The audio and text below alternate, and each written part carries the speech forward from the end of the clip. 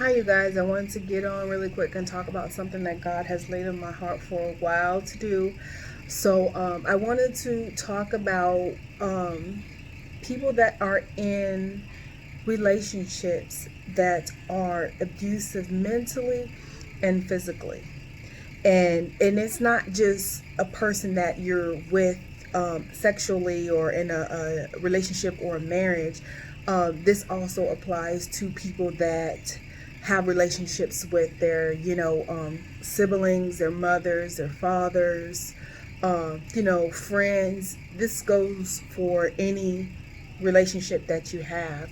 um, just a reminder, if someone is taking your joy, if they are putting you down or threatening your life or your health or putting you in dangerous situations, you have to rethink and to analyze each situation in your relationship with that person, because God is not going to put you in a situation to where you're being abused, mentally and physically, to where, your life is in danger. And a lot of people feel like, they have to be in these situations because they're like, I can't make it without them. The abuser has made it to where the person has been so dependent on the person to where the other person is like, well, I can't leave. If I leave, I can't make it. And I've seen this a lot with people that have friends. They've made the person so dependent on them. They've like befriended a very weak person that they know that has abandonment issues, or they attach to people, very easily and hard. So they use that, to their advantage. They'll take their money and use their stuff, steal things from them, all type of things like that. And then also too, there's a lot of people that are in relationships or situationships or entanglements or even marriages to where they feel like, we've built so much, I cannot leave from where I am, because if I leave, I lose everything. Or some people are saying, or some people have kids and they're like, where else am I going to find a woman or a man that's going to help me take care of these kids and provide for me the way that this person is?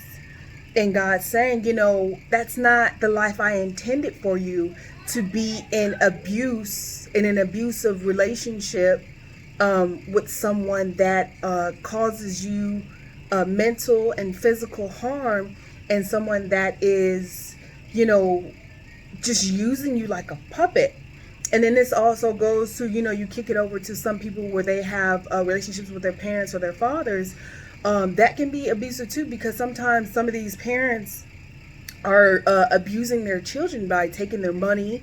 When they say no to them, or they're abusing them, calling them out their names, doing all type of things, taking things from them. They'll say, I'll only help you as long as you do XYZ for me. And then as soon as you say no, they want to take everything back and call you every name in the book and lie on you and, things like that. So that's another form of, abusive relationship. And sometimes too, you have some parents that are still putting their hands on their grown children, and they're just taking it. But I say all that to say that God does not want you to be in relationships like that. And if you are in a relationship, an entanglement, a situationship with any of those, with friends, family, someone you love or care about, whatever, you do not have to put up with that. God has better for you. He came to give us life, and that more abundantly.